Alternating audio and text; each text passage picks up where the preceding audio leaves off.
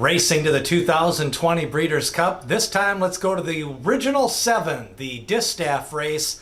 Of course, going to be held on Saturday this year as we get ready for the final few races of the day. And I think this is going to be a very competitive race. Interesting morning line. The morning line maker has 4 12-to-1 shots, and that really just isn't mathematically possible. Ollie's Candy is also listed at 10-to-1. And Monomoy Girl is listed at 8-to-5, and I don't think she's going to be over even money, probably 6-to-5 tops. So some of these morning line numbers I would take with a grain of salt here. Some of these horses have to kind of drift up to 15 to 20 to 1. I think that's where you have to focus in on your exacta and trifecta action. CC is one of those horses that has had a strong campaign, and she was considering the filly and mare sprint and the distaff. They opted for the distaff, and I think this is a better spot for her. She did draw nice at the rail. John Velasquez rides, and she's got some races when she runs kind of that pace chasing trip that she could maybe trip out and get a good run here. She could maybe get first run at the pace setter Lady Kate. CC is going to be probably about 15-to-1 final odds, and I think she may is one that you want to consider here in your exactas and trifectas. Harvest Moon, I think, is going to be a little over bet. She won the last time out in a small field when Fighting Mad did not finish in that race. I think Fighting Mad had won a couple of races on some of the weaker races this summer out west when there just wasn't a lot of horses. So Harvest Moon is going to be a fade for me. I just don't think she wants this caliber of competition going 9 furlongs at Keeneland. Dunbar Road ran a strong late pace in the Delaware Handicap. It was a slow pace and she sprinted home.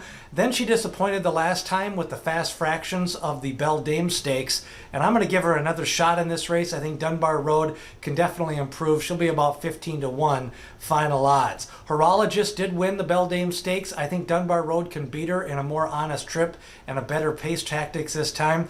Although Horologist has done her best running in New Jersey, she does seem to be working out well out lately, and I think she's probably going to outrun her odds a little bit, but I do think she's going to be higher odds than 8-to-1. The most likely second favorite is Swiss Skydiver. If you didn't go to the wedding, don't go to the funeral this time. Of course, she won the last time at 14-to-1 in the Preakness Stakes, and she seems to be jumping out of her skin, continues to train well, and good workout since that race. They considered the Classic. They're opting to go against Monomoy Girl at 9 furlongs. This is going to be a big race for Swiss Skydiver on the cutback. Of course, she did the cutback from the Alabama Stakes going into the Kentucky Oaks and lost that race.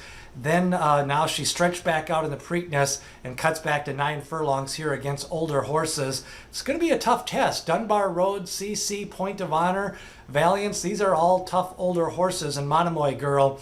Swiss Skydiver, I wouldn't want to take too low of a price to maybe complete that exacta.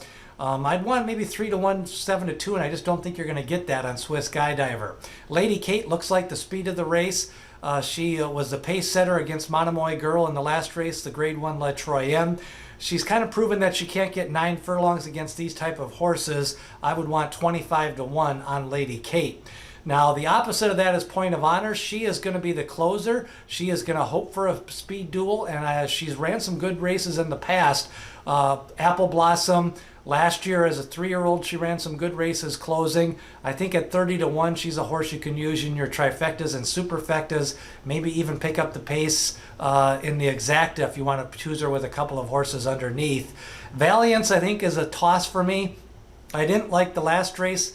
The race shape kind of just tripped out for Valiance to win that race. This time she's got to face more speed and more proven, durable, older horses. And I think horses like Ollie's Candy, Dunbar Road, and CC are coming into this race better, although Valiance beat Ollie's Candy on the square the last time. Ollie's Candy is going to get a pace-passing trip. She's probably going to chase Lady Kate and then try to get first run on CC. She's disappointed. She's got a lot of losses in a row. So Ollie's Candy, 10-to-1 in morning line. I think she's going to drift up to 17-to-1. You can make the case coming off the pace and getting first run and maybe liking the Keeneland racing surface. Ollie's Candy could be one to use in your doubles and pick threes as a long shot. Monomoy Girl is the 8-to-5 morning line favorite. Won this race 2 years ago. Did not race in 2019. She's been lightly raced. seems to be sitting on a big effort, but too low of a price, facing tough horses, and coming off, 3 pretty easy races.